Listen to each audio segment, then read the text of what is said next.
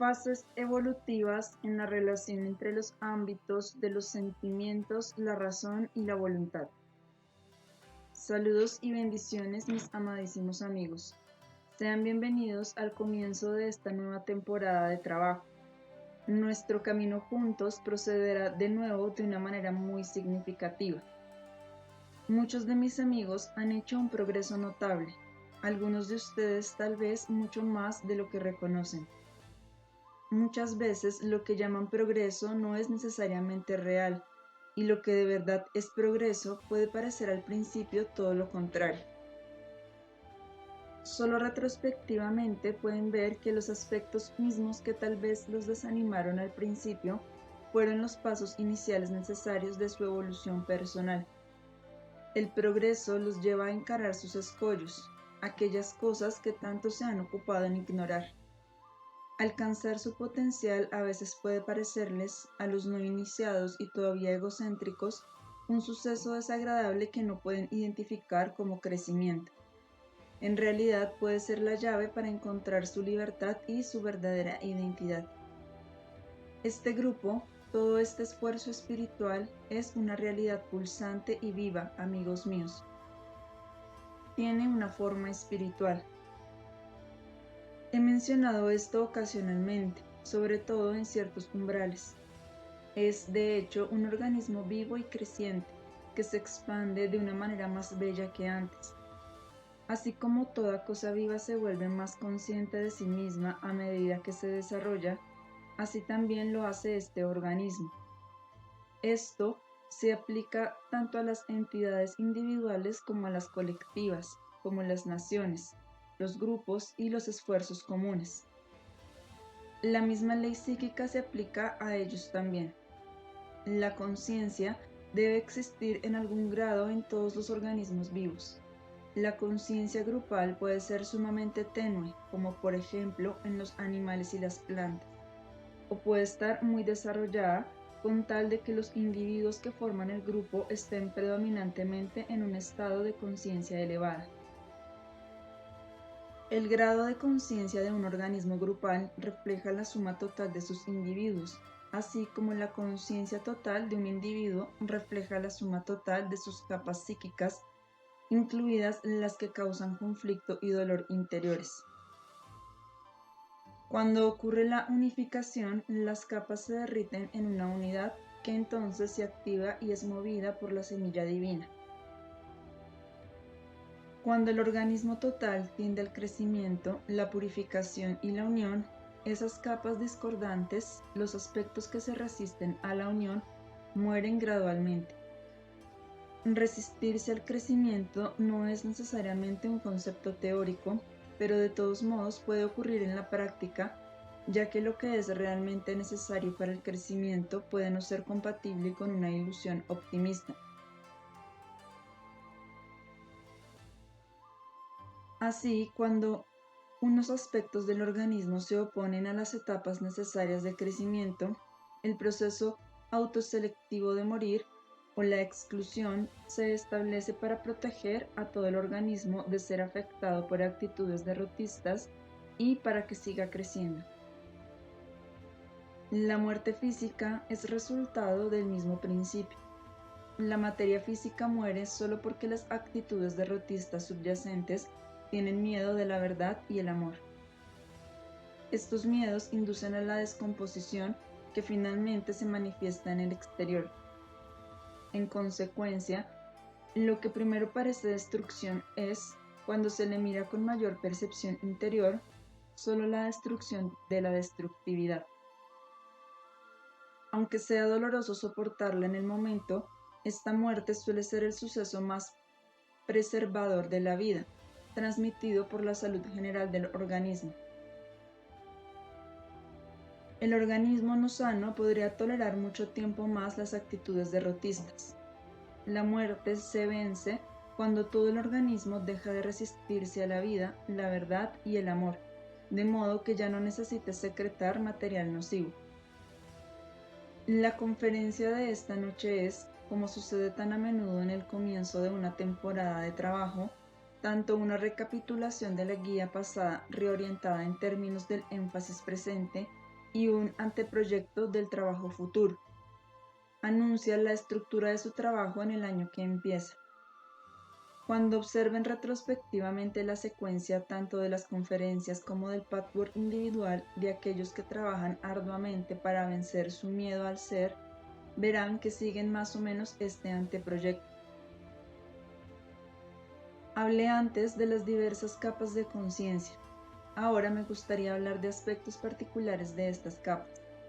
Esto les dará una nueva comprensión de por qué es tan excesivamente difícil soltar el control exagerado del ego.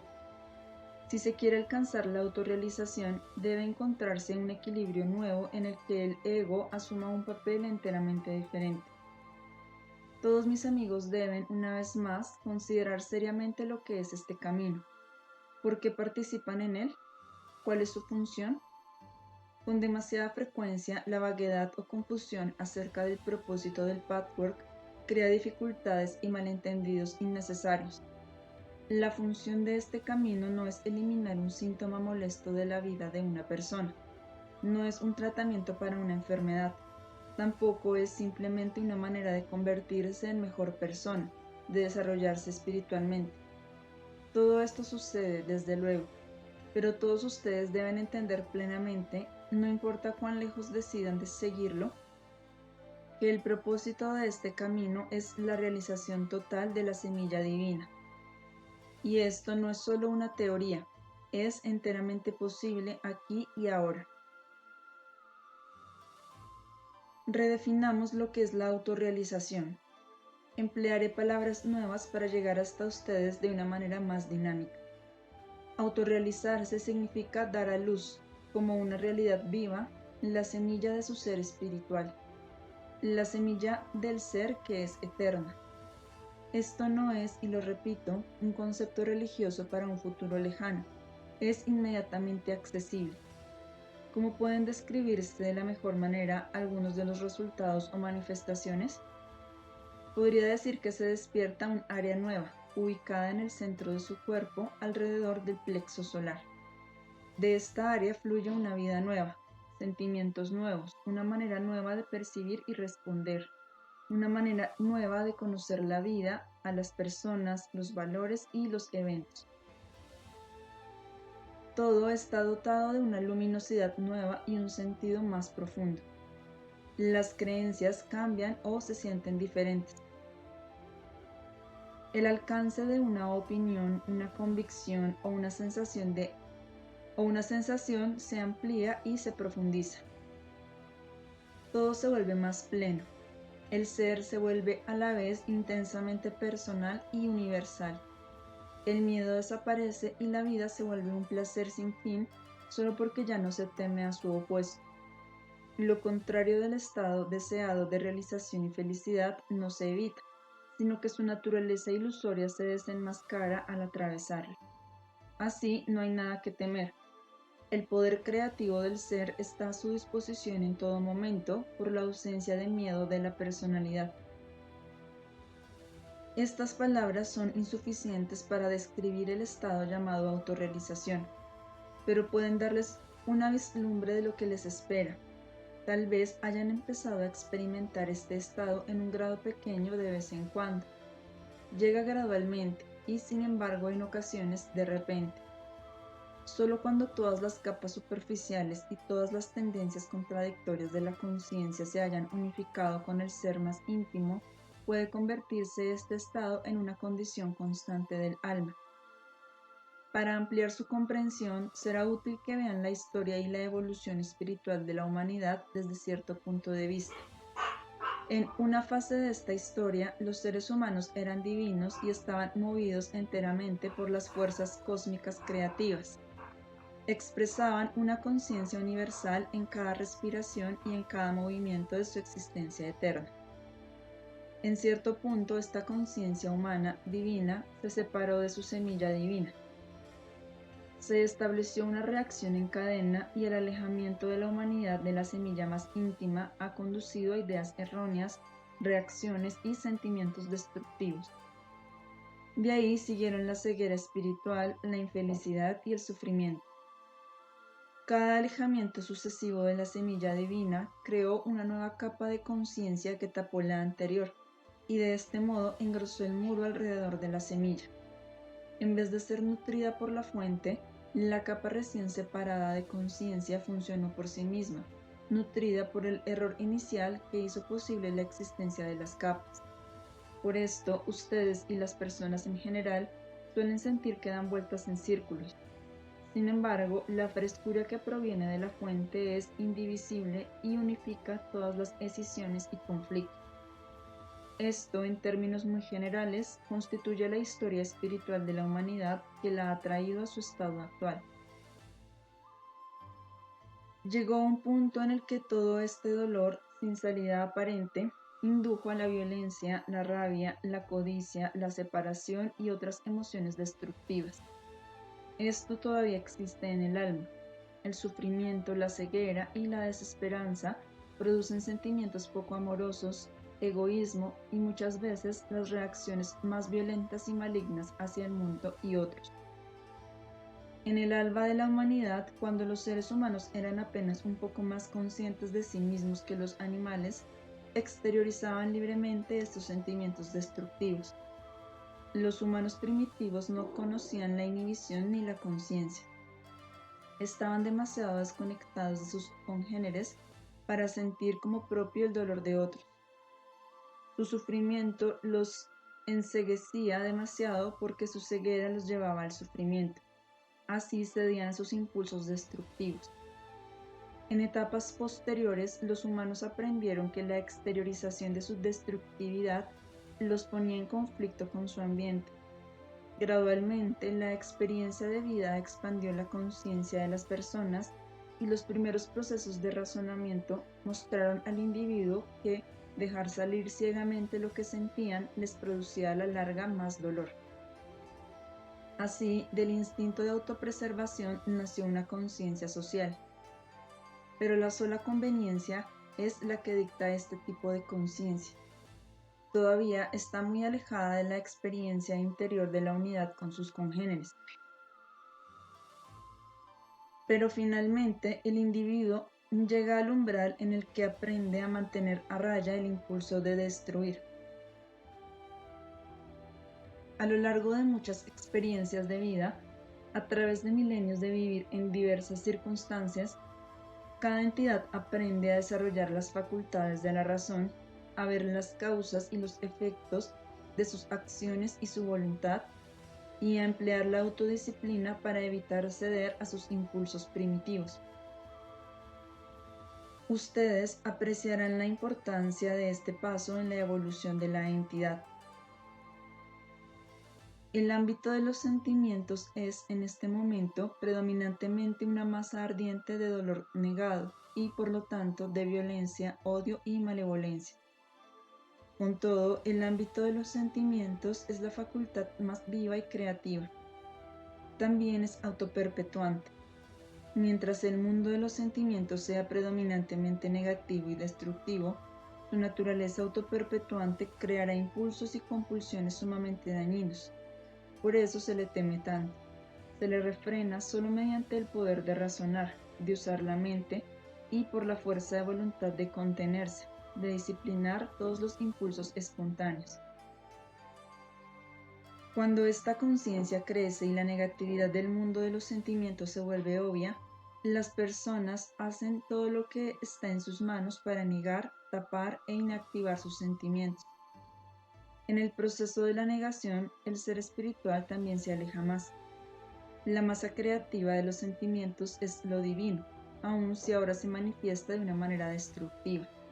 Así, cuando la razón y la voluntad erigen una barricada en torno al ámbito de los sentimientos para mantenerse a salvo de su creatividad negativa autoperpetuante, también erigen una barricada alrededor de la semilla divina, la fuente creativa positiva y autoperpetuante. No obstante, cada entidad debe atravesar esta fase antes de que pueda revertir su dirección. Por eso le tienen miedo al ámbito de los sentimientos. Se han adoctrinado con la medida de seguridad durante tanto tiempo y ahora tienen que desaprenderla. Le tienen miedo al ámbito de los sentimientos porque aún es en parte primitivo. Todavía están imbuidos de la orden que se han dado a lo largo de muchas existencias. Debo mantener mi destructividad bajo control. Empero, cuanto más se niegan los sentimientos destructivos, menos pueden retransformarse estos a su estado original. Así se construye una conciencia basada en la razón. Durante un largo tiempo en la historia de la evolución, la razón y la voluntad han parecido ser la gracia salvadora que controla, evita y domina el ámbito de los sentimientos. Un número incalculable de entidades se encuentran ahora precisamente en esta etapa. Han desarrollado suficientemente la razón y la voluntad para mantener bajo control el ámbito de los sentimientos. Se identifican y se experimentan casi por entero como el llamado ego, la parte de la voluntad y el razonamiento. Esta no fue una vuelta equivocada, amigos míos, era necesaria. Pero ahora se tiene que tomar otro camino. Este camino nuevo parece amenazante, parece entrar en conflicto con todos los esfuerzos pasados. Cada reto para cambiar de rumbo parece demasiado peligroso, pues deja al descubierto los sentimientos más primitivos, egoístas y destructivos que parecen ser inacabables y definitivos. Esto explica de la manera más profunda posible la enorme amenaza que todos los individuos experimentan cuando llegan a cierta encrucijada en su desarrollo. Con algunos, la amenaza puede ser tan grande que siguen y siguen sobredesarrollando sus facultades de la razón y la voluntad, de modo que su personalidad se desequilibra. La humanidad en su conjunto está detenida exactamente en este punto.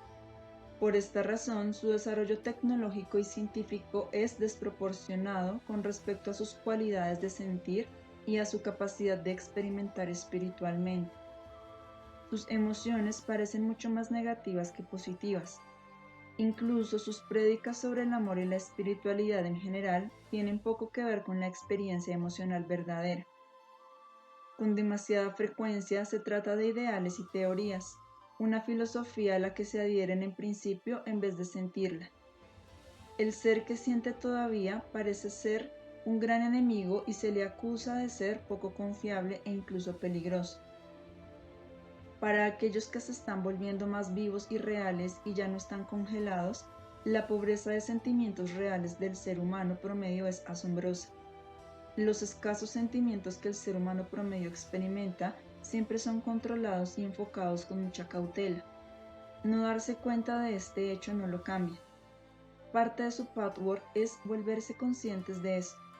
Incluso reconocer para sí mismos, me siento medio muerto, podría sentir más de lo que lo hago. Por lo tanto, el potencial de hacerlo debe de existir en mí.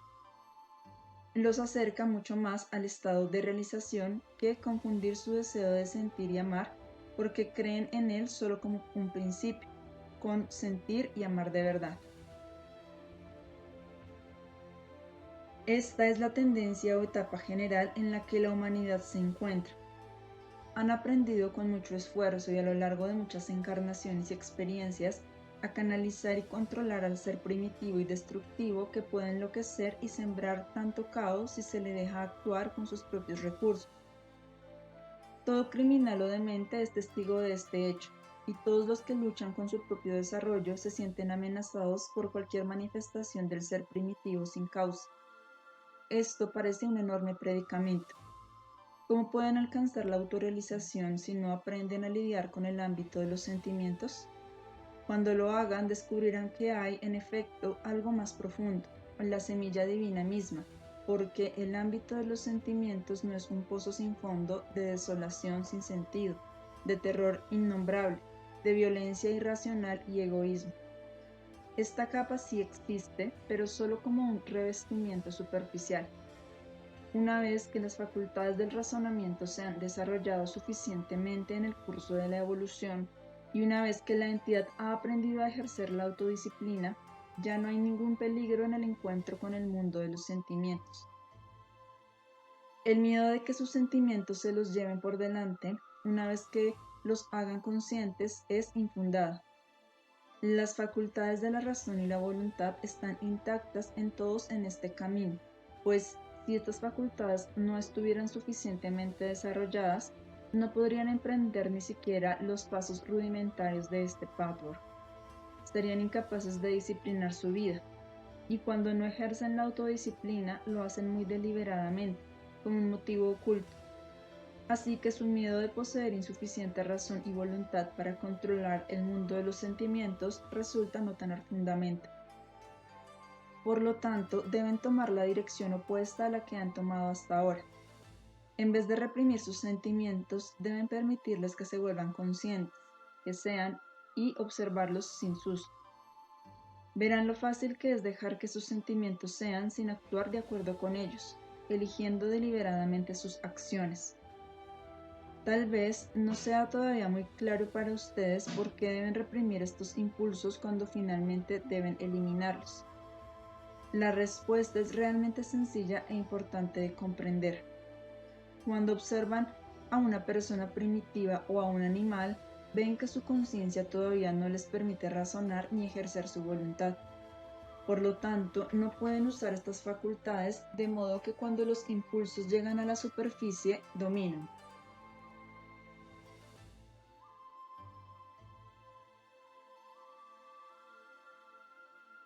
La razón y la voluntad están subdesarrolladas y, en consecuencia, no pueden detener la inundación de emociones destructivas.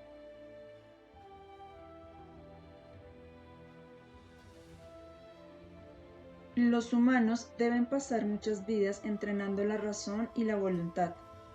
Solo cuando estas facultades se han desarrollado, deja de ser peligroso permitir que los sentimientos primitivos y destructivos lleguen a la superficie sin sentirse obligados a expresarlos en acciones. La autodisciplina y el razonamiento necesarios para vencer el miedo arraigado y la resistencia consecuente son una medida de seguridad intrínseca del camino. Aun si la razón y la voluntad todavía tienen puntos débiles, son inadvertida y orgánicamente fortalecidos por el valor, la honestidad, la autodisciplina y la fuerza de voluntad necesarios para llegar a este punto crítico. Por esta razón no hay nada que temer. Las impresiones inconscientes de la humanidad son tan poderosas que todos ustedes están usando la razón y la voluntad para negar la existencia de sus sentimientos. No entienden que ya no necesitan estos controles, siempre que estén en un camino significativo de autoconfrontación honesta. Ahora, al usar su voluntad y su razón para una autoconfrontación honesta y humilde, pueden permitirse sin peligro sentir lo que sienten sin tener que actuar de acuerdo al sentimiento.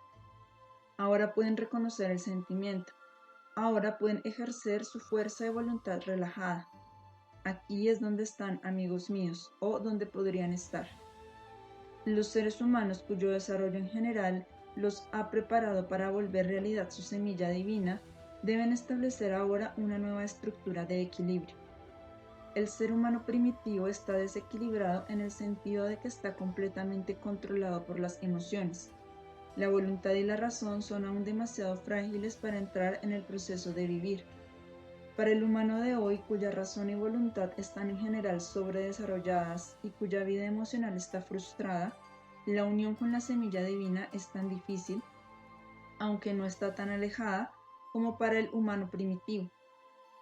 La semilla divina es una masa viva, pulsante y energizante de la conciencia y la sabiduría más altas que se perpetúa y se crea a sí misma. No hay palabras para describir su intensa y poderosa viveza. Cuando temen y niegan sus sentimientos, necesariamente también se niegan su viveza, estén conscientes o no de la conexión. La razón y la voluntad por sí solos jamás pueden llevar viveza a la personalidad, ni pueden llevarlos a ustedes a la conciencia del núcleo divino. Por eso, las personas que están más dominadas por la razón y la voluntad y tienen más controlados sus sentimientos son aquellas cuya viveza es muy precaria. Ustedes, amigos míos, que realmente quieran acceder a su naturaleza divina, no deben confundir la espiritualidad con meras ideas espirituales. Deben poner en juego su ser vivo y sintiente, aun si esto no puede ocurrir de ninguna otra manera más que enfrentando la destructividad y el dolor. Cuando experimenten plenamente el odio y el dolor en ustedes sin encogerse, les sorprenderá lo que ocurre. Antes de lo que se imaginan, el odio, la violencia y el dolor se disolverán y darán lugar a una nueva viveza. Un mar de sentimientos cristalizará el placer supremo, la capacidad de experimentar alturas de alegría que jamás soñaron que pudieran existir. Si dan lugar a ello, una nueva sensación de realidad cósmica se alzará dentro de ustedes. Todos son ya lo suficientemente fuertes para hacer esto. El peligro de verse forzados a emprender acciones que vayan en contra de su razón y su voluntad es verdaderamente una ilusión en el estado en el que se hallan ahora. El peligro inmediato es su dificultad para admitir que todavía no son quienes desean ser. Pero qué precio tan elevado pagan por vivir la vida como si, una vez que se decidan a enfrentarse tal como son y a atravesar el dolor de algunos sentimientos, se convencerán muy rápido de que el ámbito de los sentimientos sí tiene fondo y de que su revestimiento es relativamente superficial. Una vez que aprendan a lidiar con estos sentimientos tan solo dejándolos ser, se disolverán muy pronto y llegarán a sentir la nueva vivacidad y el deleite. Este es el camino en el que nos concentraremos en este año que empieza. Ahora me gustaría hablar de otro enfoque al que pueden recurrir y que constituye un aspecto importante de nuestro camino. Una vez que hayan alcanzado cierta conciencia de sus emociones, verán lo que hacen constantemente con muchos de sus sentimientos. Están usando su mente ocupada, su sobreenfatizada facultad de razonamiento, para encuadrar sus sentimientos en imágenes, para construir teorías de por qué se sienten de determinada manera. La mente está tan entrenada para usar excesivamente la razón que piensan que necesitan una razón para sentirse de determinada manera. Así, sus motivos reales y la verdadera situación suelen escapárseles. Como tienen miedo de los sentimientos y ven a la razón como la medida salvadora, inventan razones para sentir. Siempre están llenos de explicaciones de por qué se sienten de determinada manera hasta que no queda ningún sentimiento, solo teoría y explicación. Esto es muy importante, amigos míos, porque si aprenden a ver a través de estas explicaciones, eso les enseñará el arte de la autoobservación. Digamos, por ejemplo, que se sienten lastimados. En muchos casos niegan la herida, incluso a ustedes mismos. Muchas veces la manipulan y la convierten en una compleja acusación, a veces empleando verdades distorsionadas acerca del perpetrador de la herida. Pero esto puede ser, en el mejor de los casos, solo una pequeña parte de todo el panorama de su personalidad o de los motivos del acto hiriente. Así, ya no hay ninguna realidad detrás de las complicadas y aparentemente razonables explicaciones. La herida negada se convierte en enojo, el cual también se niega. Justifican el enojo creando teorías acerca de lo que causó la acción hiriente. Todas las explicaciones y teorías vuelven imposible experimentar realmente la herida. Y cuando niegan una experiencia real, no pueden en verdad dar vuelta a la página, no pueden acabar con ella. Así que a menudo construyen encima de esta estructura una herida falsa y exagerada. El juego de ¿ves lo que me has hecho? Ahora mi herida te obligará a actuar de una manera diferente. Este tipo de herida artificialmente exagerada resulta de todas las capas falsas que separan a su conciencia de la herida original. La herida falsa crea un dolor insoportable que lleva a la desesperación y nunca a una conclusión satisfactoria. La herida real es una experiencia suave, nunca insoportable, que siempre deja intacta la esencia de la personalidad. Si pueden permitirse sentir la herida, simplemente y sin adornos, afirmando el hecho y por qué les duele, crean un patrón nuevo. Aprenden a lidiar sin peligro no solo con sus sentimientos, sino también con el ambiente. Al mismo tiempo, crean una nueva cuerda salvavidas con su núcleo creativo, su verdadera identidad. Si pueden tolerar su verdadera herida y la dejan ser, aun cuando no sepan ni entiendan que les duele, no tendrán que enojarse ni ser destructivos.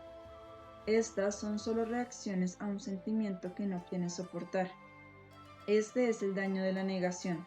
Construye más capas que los separan y enajenan de su verdadero ser. Aprendan a aquietar su mente y dejen de negar sus sentimientos encuadrando el suceso que los hirió en imágenes y teorías fijas. Déjenlo ser. Sientan lo que sienten sin tener que exteriorizarlo o razonarlo. Entonces experimentarán un proceso maravilloso. El sentimiento negativo y doloroso se disolverá naturalmente, como todos los procesos vivos se disuelven en su estado natural si su curso natural no se obstruye. El estado natural no es dolor sino placer, no sufrimiento sino alegría, no muerte sino una abundancia de vida siempre en expansión. Sin embargo, estas experiencias deseables no pueden meterse por la fuerza en un ser, si se quiere que sean reales y duraderas. Deben llegar orgánicamente cuando uno no se encoge ante lo que realmente siente. Llegan gradualmente, hasta el grado en el que experimentan sus sensaciones y sentimientos reales sin negarlos ni exagerarlos. Así despiertan su centro espiritual, que llenará todo su ser con una sensación de seguridad, fuerza y bellos sentimientos nuevos, y finalmente con nuevas percepciones e intuiciones, incluso facultades nuevas.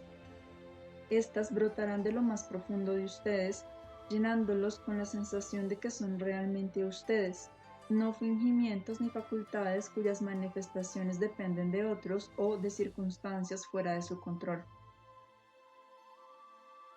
Adquirirán una comprensión basada en una dinámica muy distinta de la que acostumbraban tener, encuadrar artificialmente los sentimientos en una superestructura de explicaciones y razonamientos. Nosotros vemos estas superestructuras como formas espirituales que la mayoría de seres humanos anda cargando, enormes formas desequilibradas que salen de sus cuerpos sutiles y causan mucha pesadez. Estas deben disolverse en el proceso de evolucionar espiritualmente.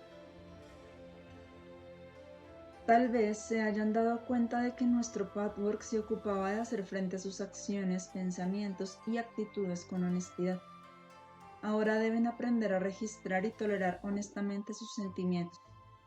La herida suave parece al principio más difícil de tolerar que la engrandecida artificialmente, porque esta última parece prometer una acción dramática de afuera. El drama es una experiencia directa de decir no a la herida real y más suave. No surgirá ninguna destructividad cuando la herida original suave se acepte. De ella brotarán sentimientos suaves y buenos, que crecerán y se arraigarán de manera más segura y llevarán al ser a una vida muy fructífera y creativa. Empiecen ahora mismo a hacer hincapié en sus meditaciones. Me gustaría conocer, experimentar y sentir lo que realmente sienten.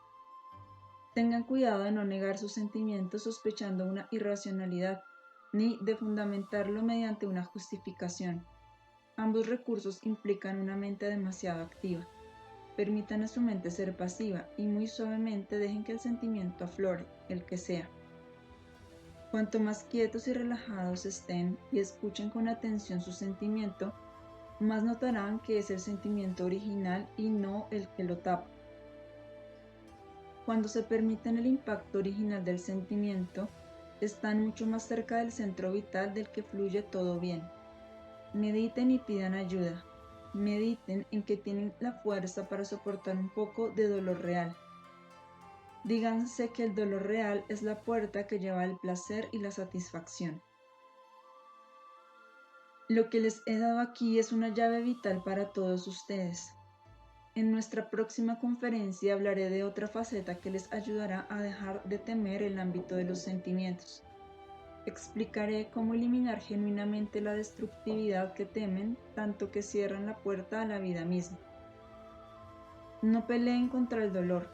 Al hacerlo, evitan la experiencia cuya total aceptación es necesaria para superarlo y volverse más fuertes y felices.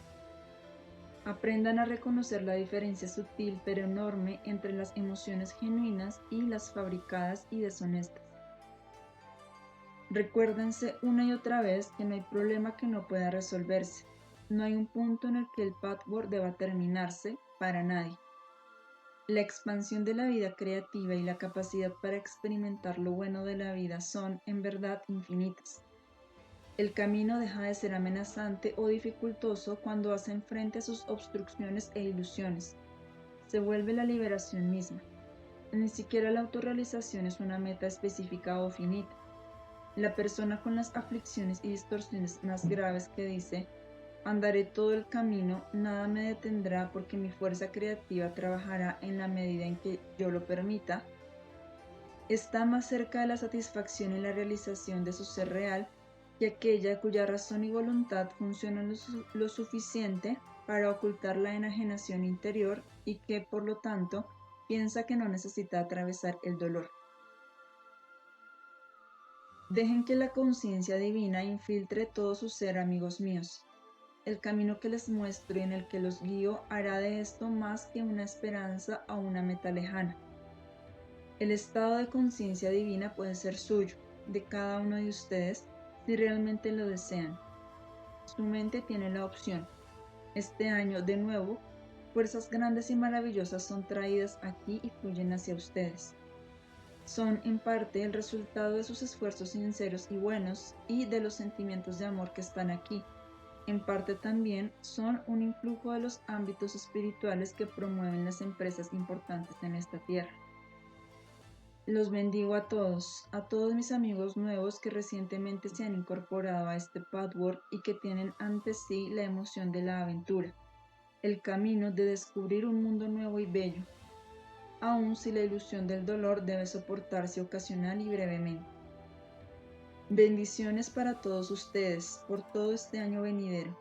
Sean en Dios.